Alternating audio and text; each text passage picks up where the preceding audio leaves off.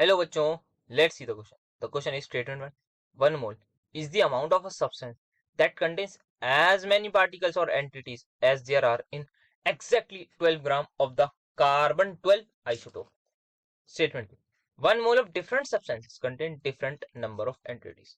First of all, let's have a look on the key concept that we have to discuss in this question. That is going to be as simple as mole concept.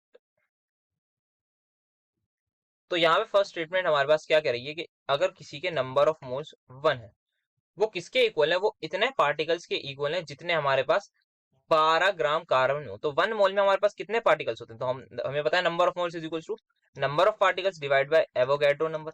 तो एक मोल में कितने particles है मेरे पास? एक मोल में मेरे पास simply Avogadro number के इक्वल पार्टिकल्स आते हैं। ठीक है, या हमारे पास कितने एज देयर इन 12 ग्राम। अगर हम कार्बन की बात करें, number of moles of carbon, तो गिवन वेट हमें 12 दे रखे हैं और इसका मॉलिक्यूलर वेट कितना होता है? क्योंकि यहाँ पे हमें दे रखी है कार्बन 12 आइसोटोप, तो कार्बन 12 आइसोटोप मतलब 12 ही मॉलिक्यूलर वेट होगा, तो नंबर ऑफ मोल्स 1 आ जाएंगे।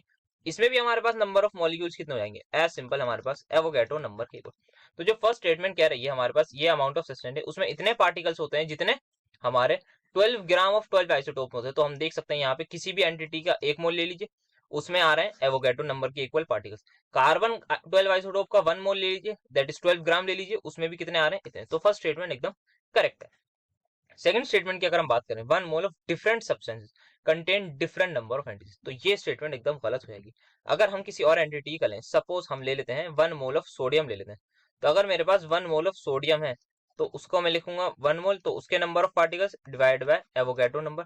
तो इसमें भी कितनी एंटिटीज आ रही हैं? एवोगैड्रो नंबर के इक्वल आ रही हैं। एंटिटीज कहना है एंटिटीज कह लीजिए, वो कहना है दैट इज पार्टिकल्स कहना है पार्टिकल्स कह लीजिए, दैट इज किसके इक्वल होता है?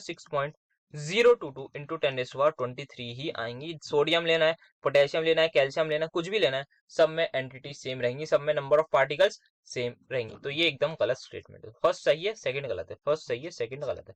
तो the final answer is going to be the option number C. Hope you understood well, best of luck.